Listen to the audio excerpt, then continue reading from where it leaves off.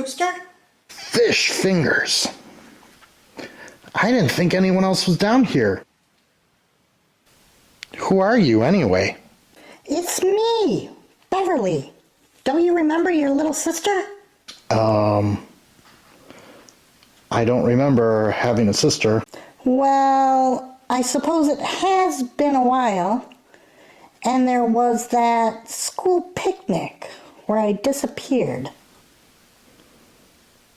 Say more. It was that class trip to Sugarloaf. Me and a couple classmates decided to climb to the summit to get a better look at the wildlife and, the ominous geological formations. And we just sort of vanished for a while. This does ring a bell. Well, I didn't really vanish. I sort of transcended. And now I'm back. What if I told you something you already know? But Brewster, I know what you're going to say. It's been so long since you've seen me. Seems like it's been forever, but what we see and what we seem is but a dream. A dream within a dream. Nope. Your experience is uncannily similar to the movie Picnic at Hanging Rock by the author Joan Lindsay. I never heard of it. Well, I think you really ought to check it out. Some people say it's the best Australian film ever made. And it happens to be about a bunch of schoolgirls that vanish into a rock. Sort of like exactly what happened to you. Well, I lived it. I don't need to see the movie. Well, then read the book. It's a masterpiece. Reading is just staring at dead trees and hallucinating vividly. I prefer ineffable lived experiences. Well, I'm going to wager that you can't have a more ineffable experience than watching the movie Picnic at Hanging Rock. It's a hauntingly ethereal movie. So, it's a horror movie? I don't think it really matters. Genres make producers and marketers and movie theaters' jobs easier, but it really shouldn't matter to the viewer. I'd say this is a movie that defies genre. It sort of presses against the boundaries of reality, and the viewer is often left wondering if they can actually believe what they're seeing. Many people see this movie once and say it haunts them forever. So do you think it'll explain what happened to me on Sugarloaf Mountain? Yes, but not directly. When you contemplate abstractions and improbabilities, you creep up to the meaning of life. You sort of skirt the edges of reality.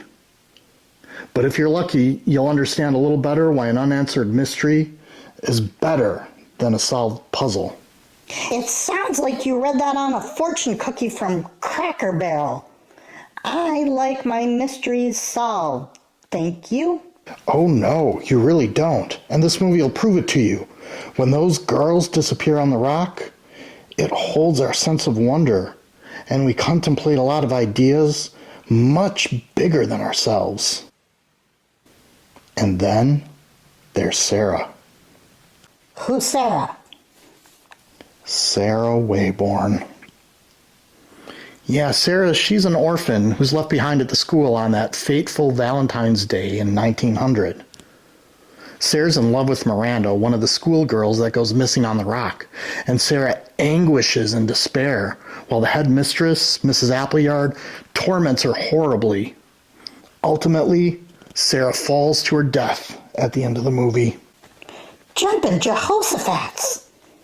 Well, it's uncertain if Sarah committed suicide or was pushed by the tyrannical headmistress.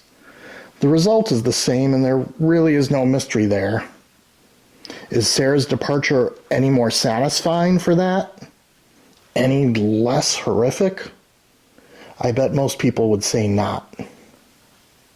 Too bad Sarah didn't have a big brother to watch out for her. Actually, she did. but he was busy in a Uranian friendship with an English aristocratic boy. But not you, big brother. You came back down here. You know, this basement is the last place I saw you.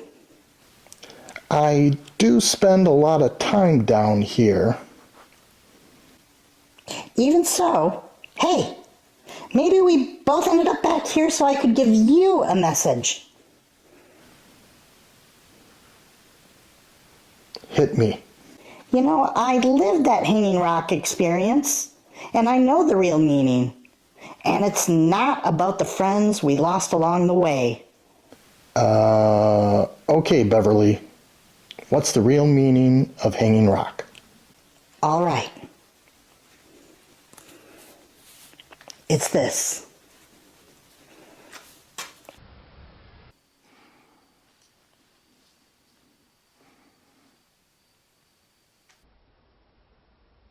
Everything begins and ends at exactly the right time and place.